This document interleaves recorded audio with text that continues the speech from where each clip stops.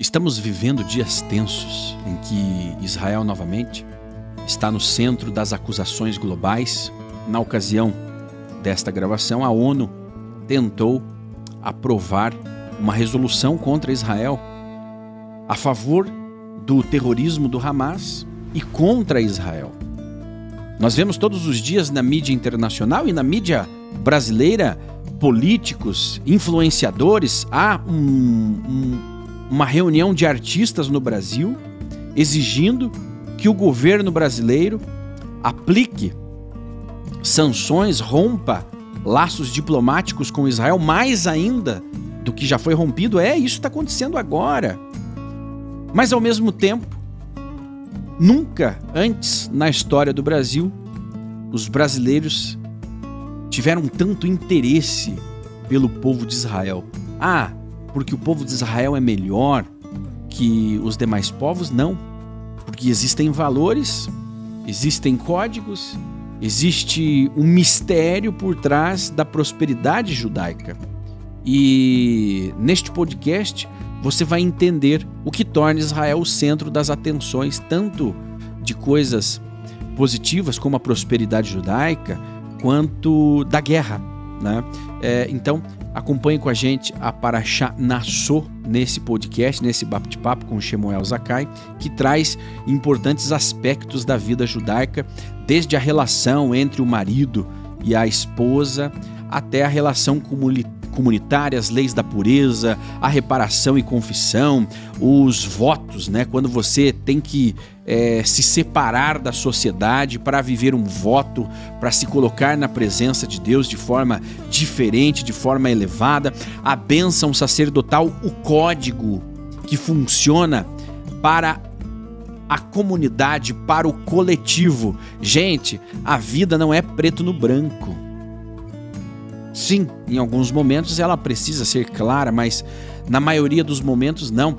Ela é dividida em diferentes aspectos individuais, familiares, comunitários, globais, geopolíticos. Tudo isso compõe a vida. Por isso que no Brasil há um desequilíbrio em que o Brasil é o país que mais produz comida do mundo.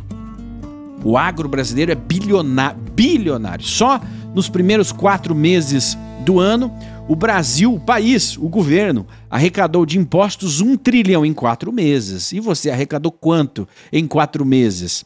Ora, como um país tão rico tem 70% dos seus cidadãos endividados, como um país tão rico, mas com 70% dos cidadãos endividados, arrecada 1 trilhão em 4 meses. É um desajuste, porque você não viu esse resultado no teu bolso, ou viu?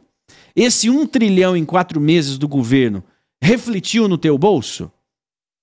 Responda, eu quero que você comente aqui se isso está entrando no teu bolso, porque eu sinceramente não vi entrar no meu. Mas tudo isso foi previsto há 3.000 anos atrás, lá em Israel. Então, pasmem, como diz aquele grande fofoqueiro brasileiro, né? Pasme você, isso já estava acontecendo, Shemuel. Exatamente. Shimon, trazer a Torá, né, para o contemporâneo é exatamente testemunhar de que a Torá foi entregue nesse Shavuot, de que ela continua sendo entregue para as gerações, para a próxima posteridade. Então, é a forma da aceitação do temor que temos de que a Torá é uma revelação divina para o homem transformar esse mundo numa morada divina, meio aos desafios políticos, econômicos, sociais, né, e religiosos. E falando de religiosos, nós falamos da Parashá Nassó.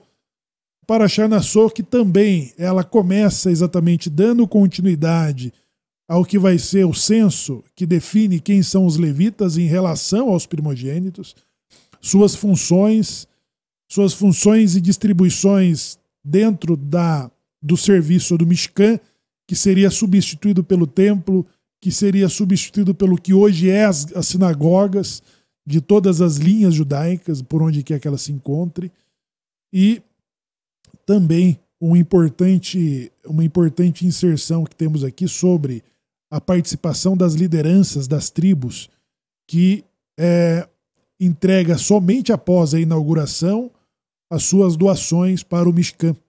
Quando o Mishkan já estava pronto, é importante abrimos também essa discussão, além das leis que separam os dois extremos, sobre a sotá, que é a mulher suspeita de adultério, e o nazir, que é aquele que se compromete a um voto muito mais rigoroso do que propriamente o papel de um Cohen, de um sacerdote, que tem restrições mais duras do que o judeu e o hebreu em relação às leis e os seus comportamentos. Então, a regência desses estudos, né, que nos ocupamos nas leituras durante a semana e que será concluída na leitura pública desse Shabat com o comentário, com esse e outros comentários, para nós aproveitarmos dessa oportunidade de nos elevarmos, né, em relação a todos esses estudos que estão abordando aí a Parashá Nassau, Shimon. E tem o voto de nazireado, Shemuel, que é onde você se voluntaria para se santificar. É interessante, né? Você não foi escolhido, é você que escolhe servir a Deus de uma forma mais elevada, porque há uma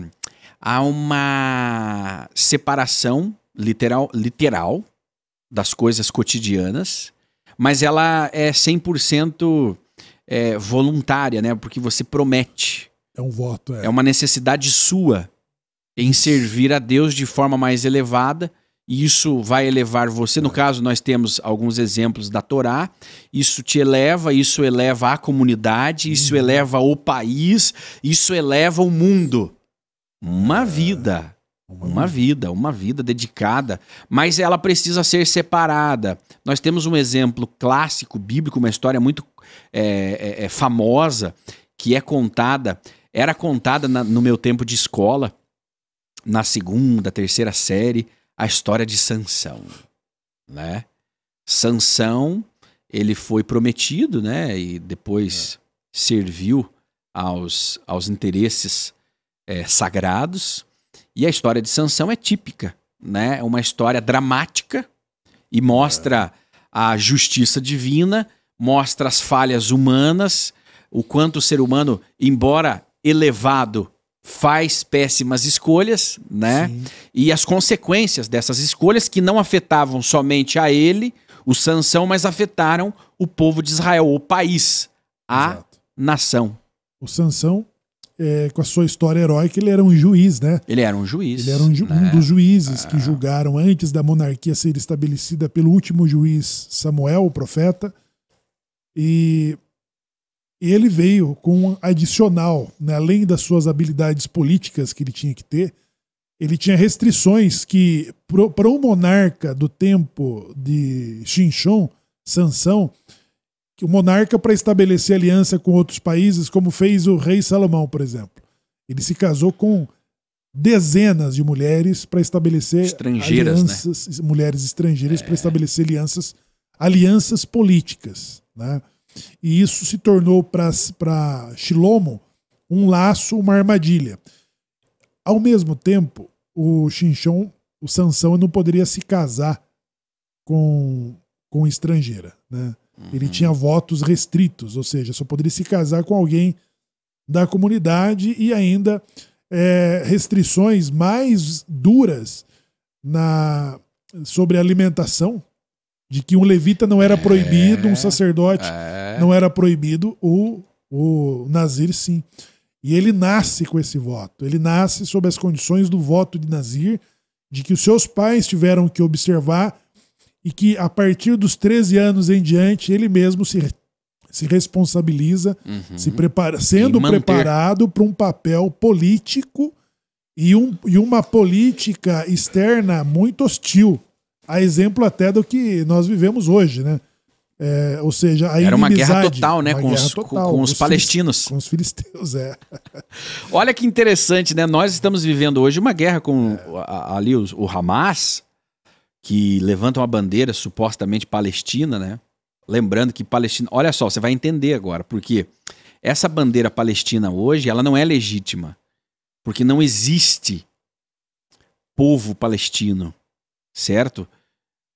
Como eles reivindicam. Sim, tem um povo lá, naquele território, que se chamou Palestina por diferentes motivos, mas não pelo motivo que eles dizem ser, né, que eles reivindicam. Era uma forma pejorativa de chamar o território de Israel, e essa história agora está sendo lida nas sinagogas essa semana, né? Lembrada, né? Vai ser lembrada essa semana. Até não sei se está nessa Haftará, Samuel. Ah, sim. Tá, né? Uhum. Tá na Haftará, então é lida essa semana, onde sim, existiram os filisteus que eram inimigos do povo de Israel e causavam grandes perdas para o povo de Israel. Com terrorismo, inclusive. Né? Fazendo terrorismo, tacando fogo. Eles incendiavam, matando. Né, eles eram terríveis, os filisteus. Mas eles foram exterminados. Há milhares de anos. Eles deixaram de existir. Israel só passa a se chamar Palestina no ano 135 da Era Comum, certo? Quando Roma invade, né, Jerusalém, destrói lá o templo, submete o povo judeu ao domínio romano definitivo, né? Antes tinha uma convivência, depois eles se fartam do comando judaico ali na região e destroem e mudam o nome daquele território para Palestina. Por quê? Para humilhar o povo judeu, para humilhar os judeus. Não é porque aquele território se chamava Judéia, Samaria, né? Israel. O imperador, né? Constantino, não, o imperador... Adriano? O imperador Adriano, esse é o de 139. Isso. O que conquista Jerusalém é o imperador... O general Tito. Né? Tito conquista. O Tito conquista e ele cria uma moeda de... Acho que capta Judéia, né? Uhum. Ele faz uma moeda dos judeus sendo captados. Então era considerado de judeus e de Judéia. Exatamente. Né? Ele capturou dos judeus, não dos palestinos. Lá você tem uma moeda, lá inclusive no Arco de Roma, que é uma proibição de que o judeu passe o Arco de Roma, que foi por onde entrou os cativos e também os bens saqueados do templo. E depois a resistência judaica que vai persistir, continuar lutando. Depois da destruição do templo foi a destruição de Massada, né? Uhum. E depois da destruição de Massada, outras revoltas serão rechaçadas pelos romanos e Bar Kokhba e Akiva lideram lá em torno de 25 mil homens que também destrói as legiões romanas. Então essa resistência e da destruição de algumas legiões romanas por um grupo de guerrilha liderado por judeus resistentes, que é aí que chama a fúria do imperador Adriano, que quando ele esmaga essa revolta de Bar Kokhba, ele vai trocar o nome, com muita raiva. Você vê, o general Tito, ele não tinha intenção de destruir o templo, mas como a revolta dos Zelotes foi muito dura, ele, por raiva, por ódio, ele destrói o templo, né? E ele mata também todos que estão ali em Massada. E o imperador Adriano, que enfrentou essas revoltas, que também sofre baixas assim duríssimas de legiões, né? Você derrubou uma legião romana, você mexeu com o moral do império. E quando Adriano ele derruba então essa revolta judaica, ele vai mudar o nome de Judéia para Palestina como uma forma de raiva, de ódio. E foi equivalente à destruição do templo, você mudar o nome. Porque o templo já estava destruído, né? Então, como eu destruo de novo? É mudar o nome da terra, né? Como que eu posso ferir mais? Agora, né? Se tira a terra. Vamos tirar a identidade deles. Muda o nome da cidade. Aí é o seguinte, então mudou para para Palestina, em referência aos maiores inimigos do povo judeu. Olha, agora essa terra vai levar o nome. Já pensou? O teu filho ser batizado com o nome, né, com o nome do seu maior inimigo, aquele que te humilhou, aquele que matou os teus familiares, aquele que queimou as suas terras, que te perseguiu, que abominava o seu Deus. Já imaginou isso? Foi o que os romanos fizeram com os judeus. Exatamente. Agora é o seguinte, hoje essa bandeira palestina, ela surge baseada no nome que a Inglaterra resgatou depois da queda do Império Otomano, né? Mais de 2000 anos depois, né? 2000 anos depois, o Império Britânico, que herda aquele território da queda do Império Otomano, resgata esse nome de Palestina-Síria, ok? Palestina-Síria. E aí surge essa bandeira palestina conhecida hoje, ela vai surgindo como uma causa da libertação da Palestina a partir de 1960 a Guerra do Yom Kippur, Samuel. A Guerra do Yom Kippur de 73. Exatamente, a partir dessa data surge essa bandeira de Yasser Arafat, toda essa questão, né? Que é a bandeira árabes, que o Hamas sustenta hoje. A bandeira que o Hamas sustenta hoje. Yasser Arafat é um egípcio. É um egípcio, né?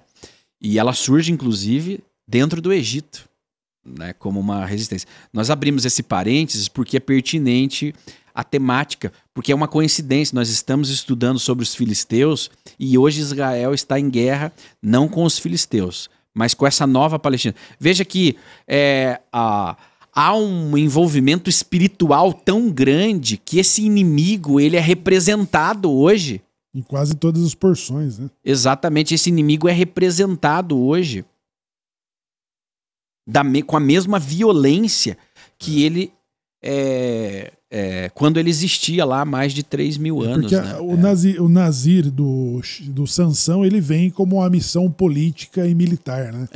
Ele tinha uma missão de julgar, ou seja, de governar os hebreus, Israel, e ainda destituir o seu arqui-inimigo, que eram os filisteus. E essa trama de missão, ele se perde, ele parece se perder no seu rumo de Nazir, mas ele reencontra com a sua missão no final. Então, que é a trama de Sansão, quando ele descumpre exatamente com as proibições de que tem o Nazir, de não consumir o dele sobre o cabelo, e então ele violou uma ruptura do seu nazirado, do seu Nazir, do seu voto de Nazir, né, de santidade que ele veio. Mas ele é colocado exatamente de encontro com a sua missão pela qual ele foi estabelecido. Como juiz, como político, e ele reencontra até mesmo o seu voto, né? Porque as suas forças transcendentais, que transcende, né, a força humana, ela reaparece exatamente quando ele se reencontra assim, com o seu lugar de missão. Com a sua identidade. identidade. Para fechar o parênteses, então, da Palestina, que essa Palestina bíblica, ela não tem nada a ver com a Palestina que hoje está aí na mídia, né? Como a mídia tenta emplacar como as grandes vítimas, e na realidade é um grande lobby de terrorismo, essa bandeira. Hoje, nós sabemos que essa bandeira ela está intimamente ligada a movimentos terroristas no Oriente Médio e no mundo. E ela é muito ampla porque ela foi abraçada por movimentos políticos estudantis, né? Aí de diferentes espectros, mas na sua maioria movimentos mais ligados à esquerda global e aí ao globalismo, e de uma agenda que busca destruir identidades. Então por isso que é importante usar essa identidade para destruir a identidade judaico-cristã. Olha só, Samuel, como é profundo isso. Hoje a bandeira palestina é utilizada em combate aos valores judaicos cristãos. E ela já existia 3.000 anos atrás. É um negócio transcendente mesmo, transcendente. Agora, eles nunca foram donos da terra. Nunca foram donos da terra. Olha só. Não são originários. Não são originários. Nem os filisteus são originários daquela terra. Veja só. Os filisteus, eles não eram um povo semita. Não surgiram lá. Eles são associados a povos do mar que migraram do mar Egeu, possivelmente da região da Grécia ou de Creta, por volta do século XII, antes da Era Comum. Ok? Durante o colapso da Idade de Bronze. Eles se estabeleceram na costa sudoeste de Canaã, formando a chamada Pentápolis Filisteia. 5 cidades principais: Gaza, Ashkelon, Ashdod, Ekron e Gat. Certo? Então eles vieram da região da Grécia e se estabeleceram ali. Ali da região da Turquia. Eles sempre tiveram ali. Não. Nem quando o povo... Não, mas Israel tomou a terra. A terra foi dada aos judeus, a Israel, por Deus, que tiveram que conquistar a terra, né? Dos cananeus. Dos cananeus. Mas esses palestinos estavam... Não, eles chegaram lá. Os filisteus... Não é os palestinos, os filisteus chegaram lá. Não é esses... Yasser Arafat. Yasser Arafat é um egípcio. Não tem nada a ver com essa etnia. Tá. Quando que eles estiveram lá? 1200 a 1000 antes da Era Comum, que foi o período dos juízes, né? Aí eles, que é o período que está sendo retratado agora, né? Que eles enfrentaram Sansão. Aí você lê a história em Juízes 13:16. Aí de 1050 a 1000, no reinado do rei Saul, eles continuaram existindo. De 1000 a 960, no reinado do rei Davi, eles enfrentaram Davi. Davi derrotou os filisteus em várias batalhas e reduz significativamente seu poder político e militar. Continuaram de 960 a 700 antes da Era Comum, porque o povo judeu, ele é milenar, ele não existe há 77 anos. É milenar. Bom, de 960 a 700, eles participaram ativamente ali, ainda durante a era dos profetas, em que os profetas dividiam o comando do povo de Israel com os reis, né? Ainda aparecem como inimigos, mas já em declínio, não tão forte como na época do rei Davi, como na época de Sansão. 701, antes da Era Comum, a invasão dos assírios. Então o Império Assírio conquista as cidades filisteias, né? E também conquista as cidades do norte, o Reino do Norte, né? Levando as 10 tribos e meia, né? Exatamente. Cativas. Levam cativas 150 anos. Exatamente. De Nabucodonosor levar para o cativeiro o Reino do Sul, que é a Judéia. Agora olha isso, hein? Em 700... os babilônicos destroem as últimas cidades dos filisteus, a cultura filisteia desaparece completamente. Só que tem um detalhe, a cultura judaica não. A cultura judaica é levada para o cativeiro da Babilônia. 70 anos. 70 anos, mas ela é preservada. E depois o imperador persa, Ciro, promove o retorno judaico. É. E aí a reconstrução do segundo templo. Os filisteus são apagados da existência, não pelos judeus, mas pelos babilônicos, pelos depois persas, né? E saem da existência da terra. Só, olha, no ano 600 antes da Era Comum. Então, 700 anos depois, os romanos resgatam esse nome para humilhar os judeus. Pesquise, não precisa você acreditar em mim, faça a tua pesquisa. Agora, definitivamente eles nunca tiveram lá há 10.000 anos, como está sendo dito aí nos podcasts da vida, né? Pelo Raul Seixas. Pelo Raul Seixas. Pessoal, abrimos esse parênteses, porque esse parênteses aqui na nossa bate-papo de hoje uma aula, né? Mas porque é importante estar no contexto do que todos os judeus estão estudando essa semana da Paraxá. Agora vamos seguir aqui com o Sansão, que era um nazireu, que tinha um voto feito pelos pais, né, Shemuel? Ele nasce, né, com uma revelação do anjo de uma mãe que não poderia ser mãe.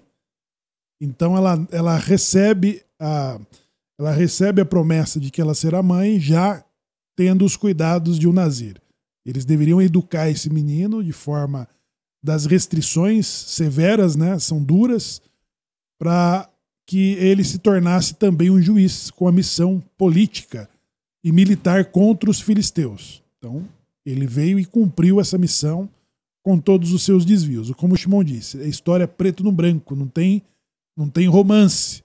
Então, Sansão também ele passa ali por altos e baixos, mas de fato é colocado de volta dentro da sua missão e ele cumpre o seu propósito pelo qual ele nasceu. A outra coisa é o voto de Nazir. O voto de Nazir é por tempo determinado, quando qualquer homem ele pode assumir um voto de alta restrição, que é esse Nazir, quando ele acha que precisa se reaproximar de um suposto afastamento que teve por comportamentos morais, éticos, enfim. Então, era um método que a Torá permite que, por tempo determinado, um judeu, um homem, pudesse assumir um voto de Nazir, que são restrições sobre alimentação, derivados da uva, da vide, de vinhos, de uvas frescas e de uvas passas, o cabelo, né, e um rito de purificação muito mais rigoroso do que propriamente a dos levitas e dos sacerdotes. Então, por tempo determinado, ele cumpre essas restrições, e diga-se, restrições daquilo até do que Deus permitiu, né? E uma coisa que chama atenção nesta porção é que na mesma discussão nós temos o sotá. O sotá é uma pessoa suspeita de ter caminhado muito à margem da lei. Isso era aplicado às mulheres. Quando uma mulher casada, prometida, ela estava de forma muito próxima de um terceiro homem, o seu marido ou noivo poderia adverti-la sobre esta aproximação. Quando o espírito de ciúme passava sobre o marido, ela era levada para um cohen, um sacerdote, que fazia ali as verificações sob suspeita de que ela poderia ter cometido adultério. Então, sob suspeita de cometer adultério, a Torá está considerando sobre todas as pessoas, não só de mulheres, mas de todos os judeus, que possam andar muito às margens de uma violação ou das violações da lei. Então essa margem que quase que define a pessoa fora do judaísmo é um risco de um comportamento muito longe da Torá, de atitudes não religiosas. E aí você tem esses dois extremos, e do outro lado você tem o Nazir, que é alguém que parece estar saindo de uma... Ele parece estar saindo de um abismo, de uma margem, que ele está caindo para fora do judaísmo, para uma outra margem em que ele está completamente dentro do judaísmo. Então, esses dois extremos de Sotá e do Nazir revela que ambas as partes, você fala, poxa, então o Nazir é aquele que se dedicou a uma santidade muito mais exigente do que a de um próprio sacerdote, né, que já tem por si só as leis muito rigorosas de comportamento social e humano, e moral e ético. Agora, então, o Nazir é mais elevado, então o cara virou um santo. Sim, porque ele não poderia consumir uvas, vinhos, os seus cabelos não poderiam passar navalhas, ele não poderia ter contato com nenhum tipo de impureza da morte e coisas do tipo, porém por tempo determinado. Depois disso, ambos, o Sotá, que foi verificado ser inocente da suspeita de adultério, e o Nazir, que foi considerado extremamente santo, ambos, quando chegavam no final das suas avaliações, tinham que oferecer um sacrifício de pecado. Mas como assim?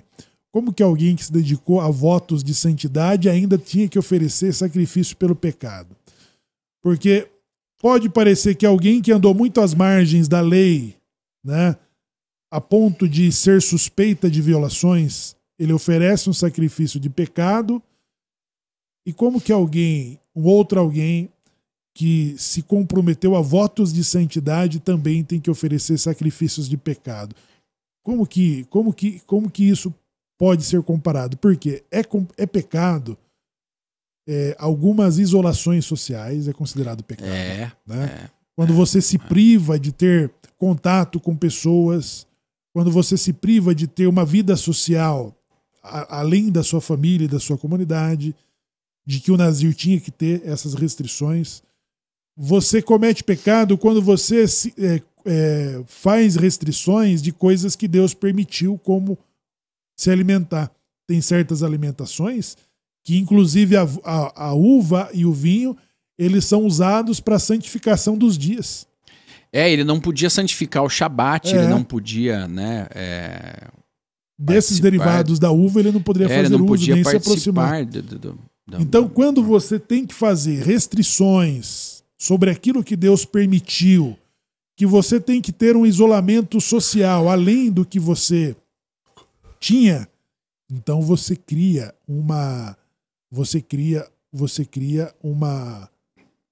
É como se você falasse que aquilo que Deus fez de bom não é bom. Por isso que quando você termina esse período, você também tem que fazer um sacrifício de pecado, reconhecer que você foi tanto às margens de uma violação que teve que partir para o outro extremo para fazer um conserto da alma. Então, quando alguém tinha que fazer um voto de nazir, é porque ele já havia antes andado muito à margem e depois ele assumia algo muito extremo do que ele mesmo estava acostumado a fazer. Por isso que ambas as partes tinham que oferecer sacrifício de pecado. Agora, aí nós temos uma máxima, que é o que nós aprendemos do Rambam, Moshe Ben Maimon, do caminho do meio. O caminho do meio é aquele que você não anda nem muito à margem de uma violação e nem muito à margem de uma santidade, que já dizia o sábio Salomão: não sejais demasiadamente profanos, pecadores, e não sejais demasiadamente santos. Então o caminho do meio é o caminho de ouro que classifica o Rambam, que é Moshe Ben Maimon, sobre você sempre andar no centro, em que você não seja moderado, né? O moderado. Tá, então essa questão que foi definida por Deus, não foi o homem que inventou o voto de nazireado, mas Deus deixa uma regulamentação para aqueles que escolhessem isso, já sabendo que as pessoas se voluntariariam, buscariam realizar isso, né? Como uma compensação, né? Exatamente. Então, e é amplamente discutido, né? O papel disso, o efeito disso, é indiscutível que isso é positivo para o ser humano, mas o que entra em discussão é os efeitos que isso pode causar na vida de quem faz esse voto. Bom, a vida de Sansão não foi fácil, foi dramática, Shemuel. E mesmo com toda a regulamentação divina, tem aquele dispositivo que é a liberdade, né? As pessoas são livres. Tem todo um dispositivo criado por Deus. Se ele for seguido à risca, vai te manter em equilíbrio, mas você está sujeito às suas próprias decisões. Sansão escolheu a Dalila, né? A famosa Dalila, que o Yetzer Hará o enganou, né? Fez ele se perder, sair do seu caminho. Quando ela mostrou para ele que ele poderia tomar as próprias decisões. Tomou as decisões, infelizmente, acabou cego, acabou prisioneiro dos filisteus, porque a cegueira de Sansão era o seu ego, né?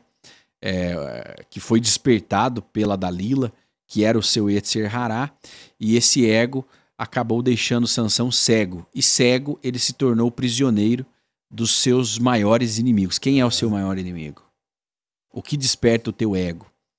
Né? O que vai te fazer perder a visão? Onde você não vê mais estrategicamente? Você está tão envolvido com aquilo porque o teu ego inflama certas decisões e aí você para de tomar as decisões corretas, fica cego e aquele que é o teu maior inimigo te sequestra e te coloca ao chão. E aí, quando que você vai se encontrar novamente para cumprir o teu papel, a tua missão? O que te fez sair do teu caminho? O que te fez sair da tua missão? Né? É uma pessoa? É um vício? É uma busca incessante por alguma coisa? O que te tira da tua missão nesse mundo? Então, a passagem, né, de Sansão, ela acaba, inclusive, tomando parte, né, nessa paraxá, como a leitura da Haftará, porque é importante nós pararmos para vermos a missão e Israel, entender que Israel tem uma missão e quando ele sai da missão, coisas ruins acontecem. Mas não é que isso vai evitar que coisas ruins aconteçam. Não, isso vai te preparar para você compreender que ao acontecer coisas ruins, você pode ainda tomar as decisões corretas e recuperar aquilo que foi perdido. De alguma forma. Mas nunca deixando de viver as consequências. Olha como é profundo, porque mesmo que Sansão tenha voltado aos caminhos, lá no último momento, né, ele não pôde voltar no tempo. O tempo passou, ele estava cego, careca, né? Mas por mais que ele tenha acordado e despertado da cegueira, ele não pôde voltar no tempo, ele não teve essa oportunidade. Ele pôde consertar, mas desfazer o que havia sido feito, não. E é uma reflexão, para que você entenda as consequências das ações. Olha aqui que interessante. Tem pessoas que, inclusive, personagens bíblicos, né, que eles nascem com determinada missão. Muitos dos personagens nascem com esse propósito. Além de Sansão, nós temos o próprio Shilomo, o filho de Davi, Salomão, que nasce com o propósito da construção do templo. Por isso que existe um... E que não é linear, né, Shemuel? Veja linear. Que coisa mais nobre. Davi não pôde construir o templo porque matou gente demais. Literalmente. Não é porque ele ficou com a mulher lá do homem. Embora ele matou o homem, supostamente, né, tenha matado o homem para ficar com a mulher dele, né? Depois o profeta o chama a atenção por isso. Mas porque ele matou homens demais, não pôde reconstruir. Mas era o homem que andava segundo o coração de Deus, alegrava. Deus se alegrava com a presença de Davi, com a existência de Davi, mas ele não pôde construir a morada. Mas Salomão vai então nascer para construir o lar também com muitos problemas e no final acaba morrendo na idolatria. Olha que coisa terrível. Mas cumpriu sua missão. Cumpriu a missão. Cumpriu sua missão. Então não é linear, né? Não é um conto de fadas. Porque era um expert político, né? Porque não é sobre uma edificação, não é engenharia e arquitetura. É como você fala assim, ó, nós precisamos de uma trégua, que dure 40 anos sem o Hamas atacar Israel para uma construção. Quem vai construir? Quem que vai manter a paz? Então, sobre o trabalho de construir, de edificação, ele só poderia ser feito em tempos de paz. E quem poderia costurar essa paz entre Israel e os seus vizinhos? Aí vem uma pessoa destinada a essa missão. O que explica o seu final, ele ter morrido, de certa forma, contaminado com uma idolatria das suas esposas. Mas os seus casamentos foram por meio deles que ele consegue estabelecer um período tão longo de paz a ponto que o templo seja reconstruído nesse mesmo tempo. Então essa é uma missão que nasce além da de Sansão e de muitos outros personagens bíblicos, né? E que talvez muitos de nós tenham nascido para uma determinada missão, Mesmo que não saibamos, né? Mas tem uma missão específica para que cada um cumpra. E não o lance, né? Você não vai nascer, cumprir a missão e morrer. Às vezes você já cumpriu a sua missão na mocidade e vai continuar vivendo. Nem sabe, né? E nem sabe que cumpriu a missão. Né? Existe uma teoria de predestinação aí no mundo religioso. Esse foi predestinado. E existe uma teoria que todos, né, possuem uma predestinação específica, né? Existem aqueles que discordam e por aí vai, são muitos olhares a respeito disso, mas cada um é inegável, e aí você pode concordar ou não, quero que você comente aqui, cada um de nós possui uma missão. Só que na maioria das vezes, e é um grande problema, nós não sabemos qual é.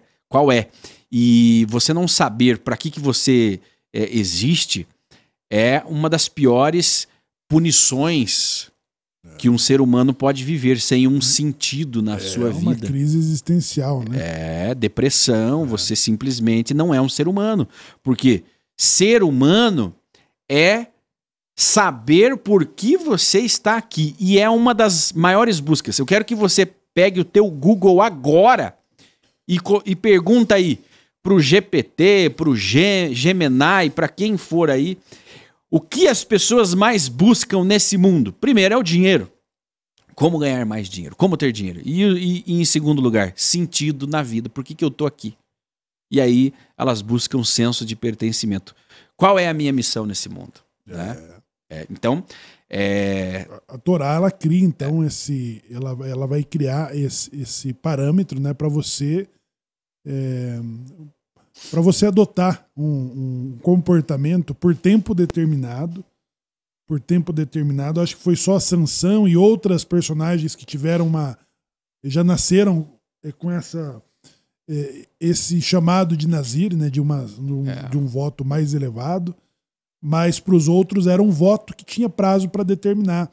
E que no final do voto, que você concluiu o voto, rapando a cabeça e oferecendo o sacrifício, tinha que oferecer um sacrifício de pecado pelas abstenções proibidas. Então aquilo que Deus criou de bom, e a gente cria vai se abster por um jejum, por exemplo, e um voto de Nazir. Quando você termina aquilo ali, você tem que pedir perdão a Deus por não ter usufruído daquilo que ele criou de bom. E além das relações, né, que muda num comportamento de alta restrição, você tem que mudar completamente o seu convívio social familiar e com os imediatos, seja da comunidade, seja da família, seja parentes e amigos. Você cria um determinado isolamento, você entra num reduto. Então, por isso que a Torá ela vai permitir que, além das restrições, né, além das restrições impostas de purificação, de distinção, alguém poderia assumir por tempo determinado também o voto de Nazir. Né? Ele poderia se impor a esse voto aí. Além dos juramentos, que é o que nós vamos estudar depois, né? Quando você também pode fazer um voto, né? Para qualquer outra situação, é como se você estivesse criando, nesse caso, uma extensão da lei, que é de 613 mandamentos, mas você determina cumprir uma determinada mitzvah por também tempo determinado. Agora, algo muito interessante que é discutido nesse dia de Shabat, todos os judeus vão estar estudando isso nesse sábado, a respeito do que mantém Israel vivo hoje. Nós abrimos esse nosso bate-papo falando que Israel está cercado, está sendo atacado pelo Hamas, atacado pelo Hezbollah, atacado pelas milícias xiitas do Iraque, da Síria, atacado pelo Irã, né?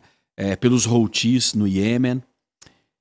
São 7 frentes de batalha e tem a 8ª, que é atacado pela opinião pública global, onde até o presidente brasileiro faz parte desse ataque direto a Israel. Dessa frente. Agora, como Israel é atacado de todos os lados, de diferentes formas, e diferentes formas, você tem estudantes de 15, 16 anos, você tem velhos de 80, 70 anos amaldiçoando Israel.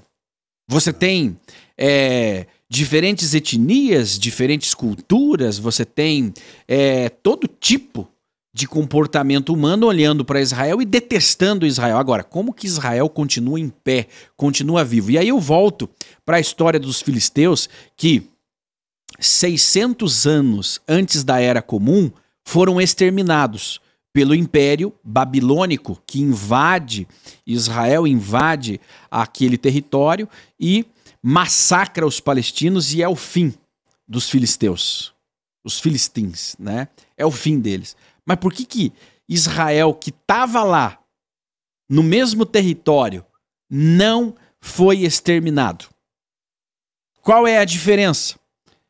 Os dois povos eram vizinhos. Um foi exterminado, o outro não. O outro foi levado cativo, 70 anos depois volta, restabelece, reconstrói o templo e continua e existe até os dias de hoje. O que torna Israel diferente?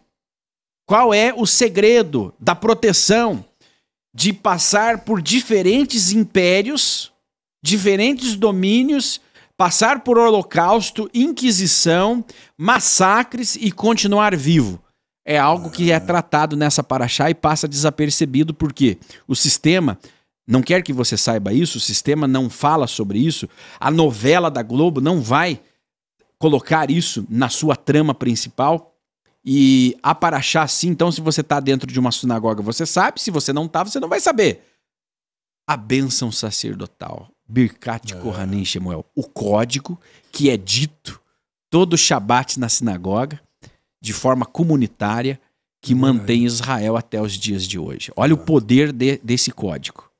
Os sacerdotes, né, que são continuidade do início dessa porção, que estão sendo contados, né, em relação à última porção que nós estudamos. Então, o censo que enumera os levitas por idades diferentes, a partir do primeiro mês, e também por pelas idades que poderiam exercer suas funções da tribo de Levi e como suas diferentes funções. São famílias. A família de Merari, de Gershon e de Kehat. Cada uma dessas famílias tinha funções dentro da logística do templo, do tabernáculo, dos ensinos, enfim. Essas famílias que ocupam, por exemplo, o sacerdócio, também se dividem em duas famílias. Dos dois filhos de Aharon, de Elazar e Itamar. De Itamar descendem todos os sacerdotes e de Elazar o sumo sacerdócio. E aí, o Birkat Kohanim é uma bênção que o sacerdote de judeus que são descendentes da família dos Kohanim, que usam o nome Cohen, coelho, e muitos outros nomes, né? Essas do Oliveira, os benevistes, que são descendentes de Levi. Então essas famílias são as que durante um serviço específico na sinagoga, que por ocasião do templo, os sacerdotes, eles iam lá, os grupos, né, descalços, depois das purificações, da lavagem das mãos e dos pés, descalços, eles faziam a imposição das mãos com aquele símbolo que aparece no filme, né? Jornada nas Estrelas. Do Spock, né? O Spock, quando se despedia, né? Ele fazia esse símbolo. Sim. Quando eles se despedem, eles falam vida longa e próspera. Mas do que fala a Birkat Kohanim? É justamente sobre isso, né? O Senhor te abençoe e te guarde. O Senhor faça resplandecer o seu rosto sobre ti e tenha misericórdia de ti. O Senhor sobre ti levante o seu rosto e te dê a paz. Então, a bênção da prosperidade e do sucesso, ela só pode acontecer quando existe a paz, né? Quando existe a paz, quando existe um quórum e quando existe um Cohen. Então, o Cohen é o único que poderia dar esse código, né? Ainda onde eles estão, tem comunidades que tem 2, 3, tem comunidades que tem 1 e tem comunidades que não tem nenhum. Um Cohen, que é um descendente direto de Aharon, de Elazar e de Itamar, que pode conceder a bênção comunitária. Então, de acordo com a tradição judaica, a bênção passa por entre as mãos dos sacerdotes à comunidade. Então, dali, a comunidade ela é abençoada através de um Cohen que é o único que pode proferir a bênção, além de outras coisas, que tem privilégios especiais sobre a preeminência na leitura da Torá. A sinagoga que tem o Cohen, ele tem que ser o primeiro a fazer a leitura.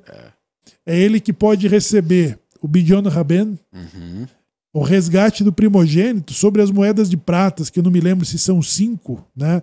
E existe uma cotação no Kitsur Shulchan Aruch, que você pode ver na capa, para os pais que vão fazer o Bidyon Raben. Ele separa o equivalente à cotação a 5 moedas de pratas, né? Tem o peso ali da grama que você compra e leva lá em dinheiro. Isso aí estava em entre 400 e 500 reais, que na sinagoga que tem o Cohen, o pai ele apresenta o filho e a cotação em prata. 5 shekalim de prata pura. Cada shekel 20 gera, 5 shekalim 100 gera, né? Ou seja, 100 gramas de prata no seu total. Valor em prata hoje, 2025, $90, ou de 90 a 100 dólares, de 500 a 600 reais. Aí, então, é o que um pai hoje paga para o resgate do primogênito, que é o primeiro filho que nasce de parto normal, né? O que nasce de cesariana já não está obrigado a cumprir essa mitzvah. E aí, quando o Cohen está na sinagoga, o pai diz: você quer ficar com o meu filho, o primogênito, ou com essa prata? E aí o Cohen ele recebe a prata no lugar do filho, quando libera o filho como resgate, e faz as bênçãos fazendo o Bidyon Raben, que é o resgate do primogênito. E aí você desenrola. Por que tem muita gente que não está enrolada? Porque ele não foi resgatado como primogênito, né? Daí não vai para frente nem para trás. Fica ali meio retido. Então é importante que o pai libere seu primogênito para resgatar. Puxa vida, Shimon, mas daí olha, é uma discussão para outro programa, né? Mas daí quem nasce de parto cesariano e tem a vida enrolada, é porque ele ainda está preso? Porque não foi liberado para seguir o destino dele? Porque originalmente o primogênito tinha que servir a Deus. Originalmente. Eles serão sacerdotes. Todos os filhos primogênitos teriam que trabalhar para Deus no templo, no ofício. Funcionário público israelense. Entendeu? E aí, já nascia concursado. Houve o pecado do bezerro de ouro, a idolatria, onde Deus foi traído, os primogênitos perderam esse direito e eles devem ser resgatados, ou seja, devem ser desobrigados dessa função. E aí, quem nasceu de cesariana e não dá certo na vida é porque está preso a esse destino, onde ele está num limbo? Não, é obrigado, porque um dos critérios é sobre abrir a madre, né? Então, abre a madre, é o filho que abre o caminho para os outros. Então a Torá isenta a Torá diz assim, sobre aquele que abre a madre. E a lei rabínica interpreta que aquele que não nasce de parto normal, ele não abriu a madre. Então não é necessário ele cumprir com a mitzvah do Bidyon Raben. Mas a dúvida, então o pai vai lá e faz o resgate, né, do primogênito. Faz o resgate, libera o destino do filho. Foi o que Hannah fez, né? A história de Ana. Porque não precisa da bênção